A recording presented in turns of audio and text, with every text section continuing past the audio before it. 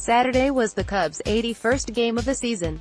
They're halfway through a year that still has exceedingly high expectations, but one that's been pockmarked with frustrations.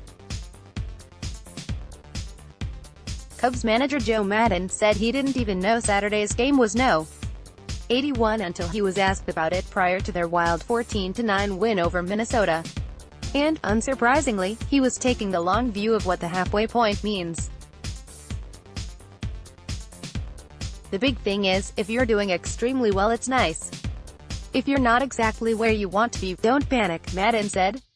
There's a lot of time left, obviously. I've learned that through a period of time. That said, there's still a lot to learn about these Cubs. Despite an inconsistent rotation and recent injuries to Chris Bryant, Brandon Morrow and Carl Edwards Jr. and all the twists and turns with $126 million free agent Yu Darvish, the Cubs improved to 46-35 after entering Saturday 2.5 games behind Milwaukee for the NL Central lead. Javier Baez scores during Saturday's game. AP, there's a lot stuff that's going on that's really trending in the right direction, Maddon said.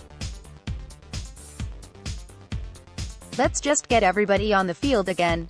The trends generally stayed positive Saturday at a sweltering Wrigley Field, though one key player couldn't stay on the field. Like the weather, the Cubs' offense stayed hot.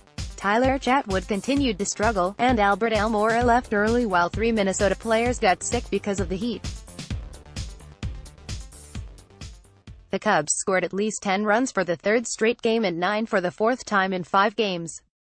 They put up 5 runs in the 7th and 5 in the 5th while batting around in those frames. Of their season-high 20 hits, 17 were singles. But the Cubs saw Albert Almora leave in the 5th inning after grabbing the back of his right leg on the way to first after singling. Almora was 3 for 3 and was temporarily leading the NL with a .332 batting average. Chatwood went 5 innings and allowed 7 runs and 7 hits while walking 3. He gave up Eddie Rosario's 2-run homer in the 5th, and once again failed to get deep into a game. His last start of 6 or more innings remains April 29 against Milwaukee when he went 7. Unfortunately, Rosario left in the bottom of the inning with heat illness, while catcher Bobby Wilson and outfielder Max Kepler departed for the same reason. Saturday's game-time temperature of 91 degrees and heat index of 101 degrees were actually cooler than Friday, when the measurements were 96 and 106, respectively. But by the time Rosario left, the temperature was 96 degrees with a heat index of 107. And despite the announced paid attendance of 40,950, more than half of the seats in the Sun on the first base side and bleachers were empty by the middle innings.